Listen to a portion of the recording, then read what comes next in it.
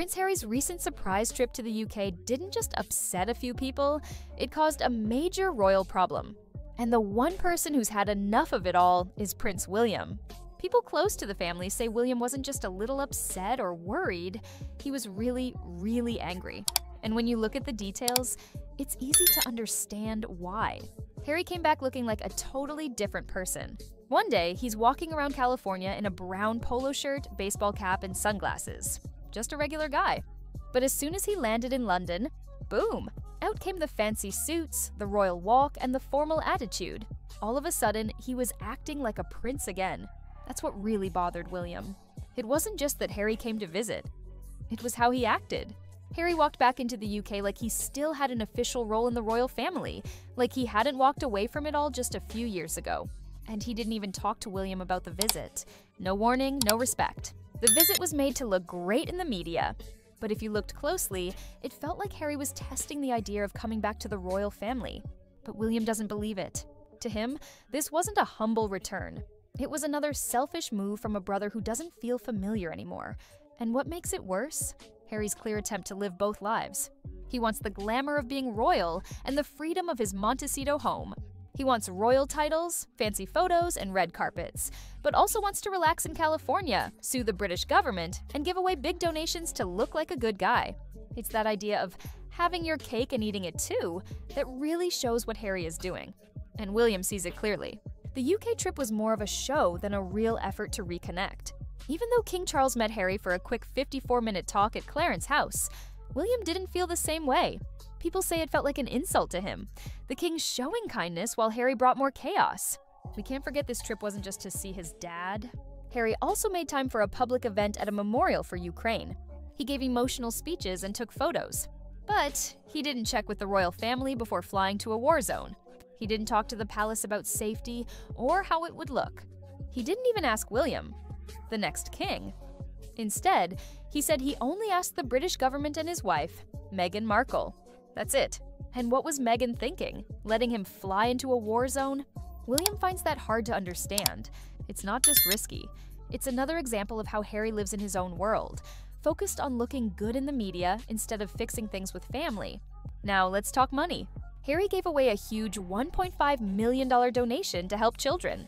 And while being generous isn't wrong, doing that during what felt like a fake royal tour didn't go over well with the royal family, especially William. The royal family has a rule: help charities quietly. Do the work, but don't make it about yourself. But Harry always seems to make it about him. Everything comes with a press release. And now the damage is done. Whatever chance Harry had to fix things looks worse than ever. William, who once saw Harry as his lifelong teammate, now sees someone playing dress-up as a royal. And most people in the UK? They've moved on, just like William has. Harry's trip to the UK was short, but the effect on the royal family was huge. Inside the palace, the mood wasn't just tense, it was explosive. William didn't say much, but his silence said it all. People close to the palace say he didn't even try to reach out. No text, no message, no peace offering. And that's the real story. The quiet but deep split between two brothers who used to be very close. William thinks Harry's latest visit wasn't about coming home. It was about getting attention. What really upset him was how Harry showed up at events connected to the royal family. Take the Diana Award, for example, a charity both brothers used to support together. Harry went alone. It wasn't planned with William. And William didn't miss it because he was busy. He didn't go on purpose. It was a message. Harry showing up at that event without including William, even though it honored their late mom, felt to insiders like a stunt, not a tribute. Then came the trip to Ukraine. Harry made it look like he was helping, but William saw it as a publicity move. The photos, the perfect camera angles, the speeches about mental health and siblings, it all looked fake, and the timing made it worse. While William was busy with his royal duties, opening buildings, attending state events, doing all the serious stuff, Harry was flying around Europe with his own media team, creating his own story. It looked like a private tour to remind the world he's still royal, even if he's not really part of it anymore. And the biggest problem? Harry's trip was full of mixed messages. He sued the UK government because he said it wasn't safe for him. But now he's traveling to a real war zone, trusting the same government he once took to court. He says he's not safe in Britain, but then walks through Kiev just days after missiles hit. To William, this wasn't just confusing, it made fun of the royal family Harry left behind. Then there's King Charles. The king agreed to meet Harry, even if just for a short time. But William noticed.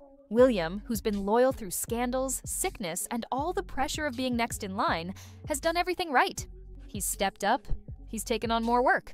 And then Harry, the same Harry who told the world their family's secrets, gets invited in like nothing ever happened.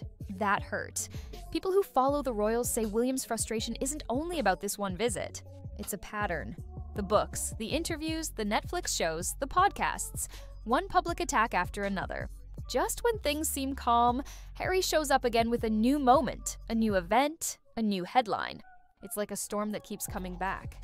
People close to William think he's finally accepted that the brother he once knew is gone.